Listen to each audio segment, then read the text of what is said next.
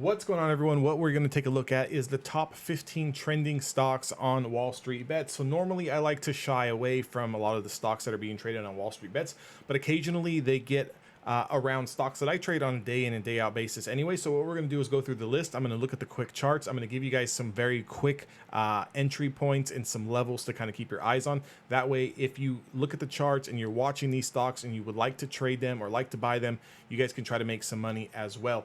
By the way, if you guys want more help and you guys are interested in learning how to trade options, make sure to join my Discord. That link is down in the description box below. First stock is going to be Bed Bath & Beyond. So today we were up 7%, 72 cents on the day and closed at $10.51. I do like this hammer candle close here. We did have a little bit of a two-day pullback here.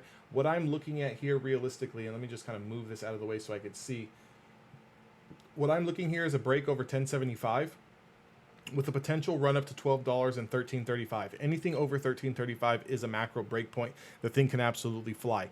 Depending on where it can stop, all depends on how much the momentum is still there in the overall market and with a lot of these meme stocks. So our rising support is going to be the 20-day moving average. We still have a little bit of a gap to fill to $8.29, but overall looks very, very bullish, right? The sell-off that we had, the initial push down, the initial back test is all good.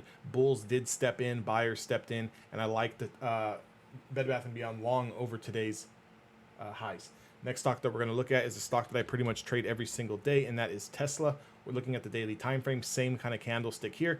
Sell off the morning. We do have the rising 20-day moving average moving up. I would expect it to come into 837, 840, kind of act as a firm level of support. Again, anything under 837 is a short position, but I am looking at 893 long on Tesla tomorrow. And I'm looking to take it into the price range between $900 and around $915.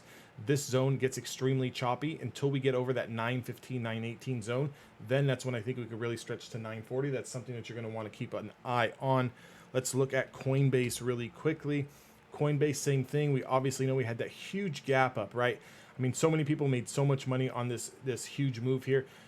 Daily candle close, very bullish. Again, we are creating a base here right around that $83, $84 range here. We did close slightly over yesterday's high. So all I'll be looking for here on Coinbase is anything over $95.10 with the potential run up to around 98 and 103. Again, it's not until we lose $82, $83 where we have more room to backtest into the $70 price range. Keep Coinbase on watch for tomorrow. Roblox is actually a stock that I am holding common shares in. I really like Roblox just due to the fact that they sold this thing off on earnings, came back in and tested the 20-day moving average and had such an aggressive bounce. What I am looking for here on Roblox is anything over $48.35. Next potential price target is going to be that $50 range, and over $50.88 has room to 53. Again, there's no short position until we lose today's lows, which is 42.57, and then potential to 37. Apple, another stock that I did trade options on today. Apple gapped up today, okay, and had a little bit of an intraday pivot. So we can see that Apple has now taken out the 1, 2, 3, 4, 5 days worth of consolidation here, and we are on breakout mode. So all we're looking for on Apple is just a continuation play. We do need to get over today's highs, and that next price target we're going to target is going to be $170 to $171. I would expect it to get choppy in that range, so just be careful and protect your profits once you get in there. GameStop and AMC. Let's do GameStop first.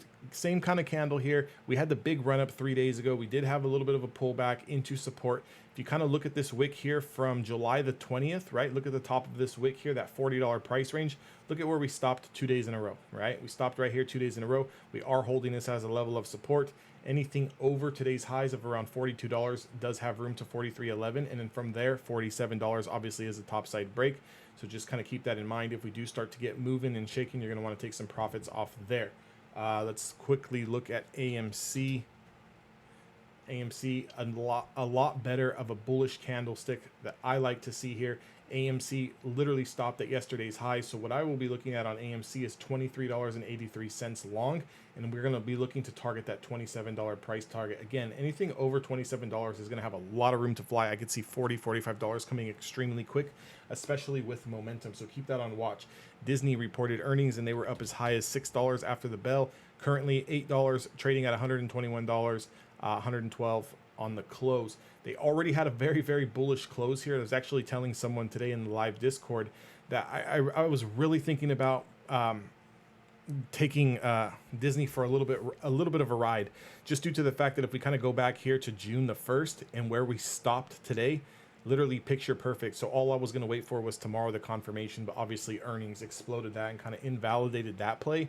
So we're going to have to wait and see what Disney does. How much do we pull back? Maybe into the 116 range. I need a little bit of a pullback before I do get in on Disney, but our price target that we would be looking for next over 120 is going to be 122 and then 127.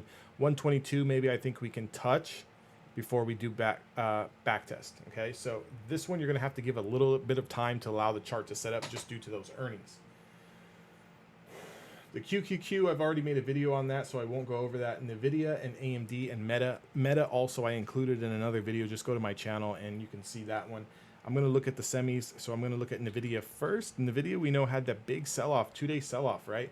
I was getting a little bit concerned about NVIDIA below 167. However, we did hold, we did bounce today, so that's very, very bullish. Let me make this a little bit bigger.